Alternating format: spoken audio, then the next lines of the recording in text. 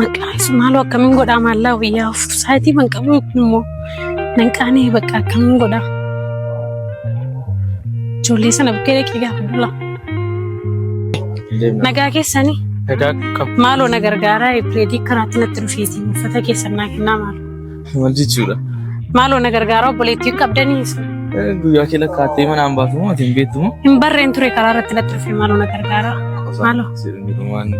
Obboleettii durbaan qabdaniis maaloo na gargaaraa. Akkamitti dubbatte garuu baay'ee tokko nama ajaa'ibdha. Waan jechuudha. Rakkattee dhuftee fuula kee duratti akka kanatti dubbachuu qabda moo? Ati obboleettiin qabdu qoy haadhaan qabdu? Haadhaan qabdu? Durbarraa dhalattee matis. Koo akkamitti akkasittiin jettaan ree? Gargaaruu ni qabda. Inni kun isa kana inni ishee karaatti dhufe inni kun rakkinadha miti. Isheenis hin barre jechaa jirti bara. Kana kun nuti gargaaruu ni qabna. Silaayyuu dhaabbatni Addooyyee jedhamu. Dhaabbata maali? Obboleettiin koo jireenya kabajaa haa jiraattu.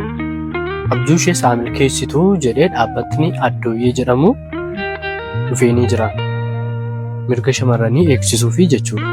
Kanaafiyyuu shamarranni mirgi isaanii eegamuu ni qaban. Akka obboleettii keetiitti, akka haadha keetiitti ilaaluu ni qabdu. Ilaalcha gadaanaa isaaniif qabaachuu ni qabdu.